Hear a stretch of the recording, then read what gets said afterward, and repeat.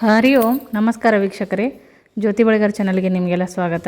ಈ ದಿನ ನೋಡ್ರಿ ಅಧಿಕ ಮಾಸದ ಬಗ್ಗೆ ಒಂದಷ್ಟು ಮಾಹಿತಿಯನ್ನು ಈ ವಿಡಿಯೋದಲ್ಲಿ ನೋಡೋಣ. ಅಧಿಕ ಮಾಸದ ಮಹತ್ವ ಏನು ಮತ್ತು 33 ಸಂಖ್ಯೆಯನ್ನು ಏನಕ್ಕೆ ಉಪಯೋಗ ಮಾಡ್ತಾರೆ ಮತ್ತು 33ರ ಗಂಟು ಅಧಿಕ ಮಾಸದ ನಂಟು ಅಂತಲೇ ಹೇಳ್ಬೋದು. ನೋಡ್ರಿ ಈ ಒಂದು ಅಧಿಕ ಮಾಸದಲ್ಲಿ 33 ಸಂಖ್ಯೆಯನ್ನು ಯಾಕೆ ಉಪಯೋಗ ಮಾಡ್ತಾರೆ ಅನ್ನೋದನ್ನು ಕೂಡ ಹೇಳ್ತೀನಿ ಮತ್ತು ಮಹತ್ವ ಏನು ಅನ್ನೋದನ್ನು ಕೂಡ ಹೇಳ್ತೀನಿ. ಹಿಂದಿನ ವಿಡಿಯೋದಲ್ಲಿ ನೋಡ್ರಿ ಅಧಿಕ ಮಾಸ ಯಾವಾಗ ಪ್ರಾರಂಭ ಏನು ಅನ್ನೋದನ್ನು ಮತ್ತು ಅದರ ಬತ್ತಿಯನ್ನು ಕೂಡ ತೋರಿಸಿದ್ದೀನಿ. ಈ ವಿಡಿಯೋದಲ್ಲಿ ಅದರ ಮಹತ್ವವನ್ನು ಮತ್ತು 33 ಸಂಖ್ಯೆಯ ಬಗ್ಗೆ ಒಂದಷ್ಟು ನೋಡ್ತಾ ಹೋಗೋಣ. ವರ್ಷದ 12 ತಿಂಗಳಲ್ಲಿ ನೋಡ್ರಿ ಸೂರ್ಯನ ಸಂಕ್ರಮಣವಿರುತ್ತೆ. ಯಾವ ಮಾಸದಲ್ಲಿ ಸೂರ್ಯ ಸಂಕ್ರಮಣ ಇರೋದಿಲ್ವೋ ಆ ಮಾಸಕ್ಕೆ ನೋಡ್ರಿ ಅಧಿಕ ಮಾಸ ಅಂತಂದು ಕರೀತಾರೆ.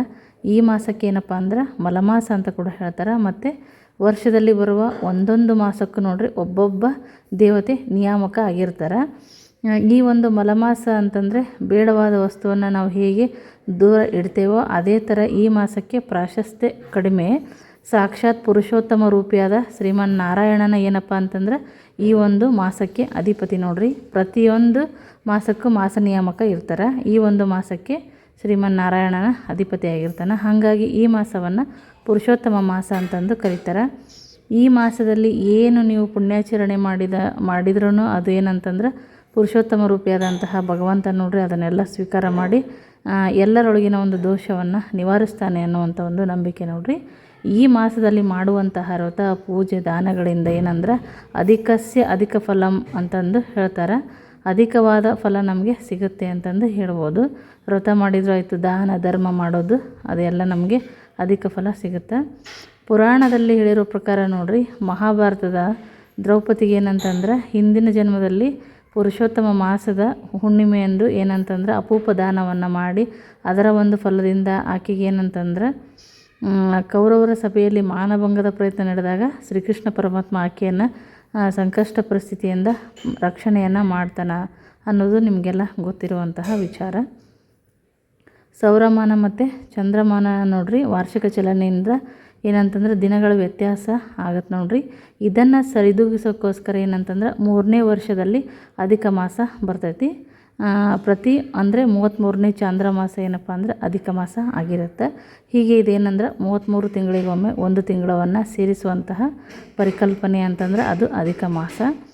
33 ಸಂಖ್ಯೆಗೆ ಏನಂದ್ರೆ ಅಧಿಕ ಮಾಸಕ್ಕೆ ಬಹಳ ನಂಟು. ನೋಡ್ರಿ ಈ ಒಂದು ಅಧಿಕ ಮಾಸದಲ್ಲಿ ದಾನಗಳನ್ನು ಮಾಡುವಾಗ 33 ಸಂಖ್ಯೆಗಳಲ್ಲಿ ಮಾಡೋದು ರೂಢಿಯಲ್ಲೈತಿ.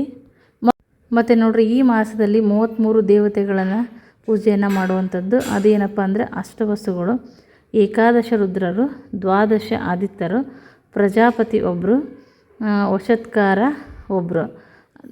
ಅಷ್ಟವಸುಗಳು 8 ಜನ ನೋಡ್ರಿ, ಏಕಾದಶ ರುದ್ರರು 11 ಜನ, 12 ಆದಿತ್ಯರು 12 ಜನ, ಒಬ್ಬರು ಪ್ರಜಾಪತಿ, ಒಬ್ಬರು ವಶತ್ಕಾರ ಅಂತಂದು ಒಟ್ಟು 33 ದೇವತೆಗಳನ್ನು ಪೂಜಿಸುವಂಥದ್ದು.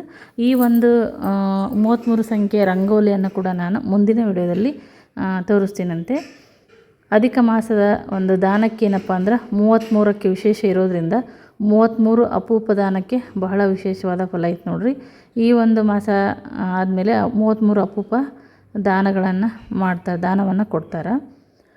ಅಪೂಪಗಳಲ್ಲಿ ಹೆಚ್ಚಾಗಿ ನೋಡ್ರಿ ಕೆಲವೊಬ್ಬರು ಈ ಹೋಲಿರುವಂತಹದ್ದನ್ನು ಕೊಡ್ತಾರೆ. ಇನ್ನು ಮತ್ತು ಕೆಲವರು ಒಂದೊಂಥರ ಆಚರಣೆ ಇರ್ತಾರೆ. ನೋಡ್ರಿ ಇದನ್ನು ಕೊಡೋದು ಏನಂತಂದ್ರೆ ಜೀವನದೊಳಗೆ ಸುಖ ಸಂತೋಷ ನೆಮ್ಮದಿಗಳನ್ನು ಅನುಭವಿಸ್ತಾರೆ ಅನ್ನುವಂಥ ಒಂದು ಪ್ರತೀತಿ ಐತಿ. ಹಾಗಾಗಿ ಈ ಅಪೂಪ ದಾನವನ್ನು ಕೊಡುವಾಗ 33 ಭಗವದ್ ರೂಪಗಳನ್ನು ಚಿಂತಿಸಿ ಆ ಒಂದು ದಾನವನ್ನು ಕೊಡಬೇಕು.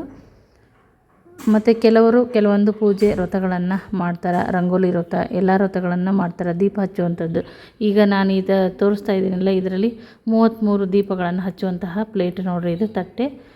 ಇದನ್ನು ಹಚ್ಚುವಂಥದ್ದು ಅಂದರೆ ನೀವು ಅಧಿಕ ಮಾಸದ ಬತ್ತಿಯನ್ನು ಮಾಡಿ ಪ್ರತಿನಿತ್ಯ 33 ಹಚ್ಚಬಹುದು.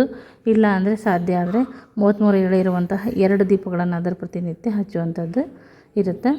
ಅಧಿಕ ಮಾಸದಲ್ಲಿ ಮಾಡುವಂತಹ ವ್ರತ ಪೂಜೆ ಆಚರಣೆಗಳಿಂದ ನೋಡ್ರಿ ಯಮರಾಜನ ಭಯ ಮತ್ತು ಶನಿ ಮಹಾರಾಜನ ಒಂದು ಉಪಟಳದಿಂದ ಏನಂದ್ರೆ ರಕ್ಷಿಸಿಕೊಳ್ಬೋದು ಅಂತಂದು ಹೇಳ್ತಾರೆ.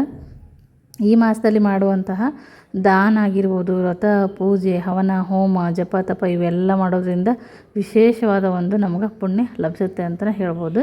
ಅಧಿಕ ಮಾಸದಲ್ಲಿ ನೋಡ್ರಿ ಭಾಗವತವನ್ನು ಶ್ರವಣ ಮಾಡೋದ್ರಿಂದ ಪಾರಾಯಣ ಮಾಡೋದ್ರಿಂದ ಏನಂದ್ರೆ ನಮಗೆ ಉತ್ತಮವಾದ ಫಲ ದೊರೀತೈತಿ ಅನ್ನುವಂಥ ಒಂದು ಪ್ರತೀತಿ ಐತಿ. ಅಧಿಕ ಮಾಸದಲ್ಲಿ ಮಾಡುವಂತಹ ಧಾರ್ಮಿಕ ಕಾರ್ಯಗಳಿಗೆ ಯಾವುದೇ ಒಂದು ಅನ್ಯ ಮಾಸಗಳಲ್ಲಿ ಮಾಡುವಂತಹ ಪೂಜಾ ಪ್ರಾರ್ಥನೆಗಳಿಗಿಂತ ಅಧಿಕ ಪಟ್ಟು ಫಲ ನಮಗೆ ಈ ಮಾಸದಲ್ಲಿ ಮಾಡೋದ್ರಿಂದ ದೊರೆಯುತ್ತೆ.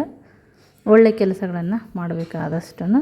ಮತ್ತು ಯಾವಾಗ ಪ್ರಾರಂಭ ಯಾವಾಗ ಅಂತ್ಯ ಅನ್ನೋದನ್ನು ಕೂಡ ನಾನು ಹಿಂದಿನ ವಿಡಿಯೋದಲ್ಲಿ ಹೇಳಿದ್ದೀನಿ. ಮತ್ತು ಅದೇ ಥರ ಏನಂತಂದರೆ ಈ ಮಾಸದಲ್ಲಿ ಮಾಡುವಂತಹ ವ್ರತ ಅಂದರೆ ದೀಪಾರಾಧನೆಯ 33 ದೀಪಾರಾಧನೆ ಯಾವ ಥರ ಮಾಡಬೇಕು ಅನ್ನೋದನ್ನು ಕೂಡ ತೋರಿಸಿದ್ದೀನಿ ನೋಡಿರಿ.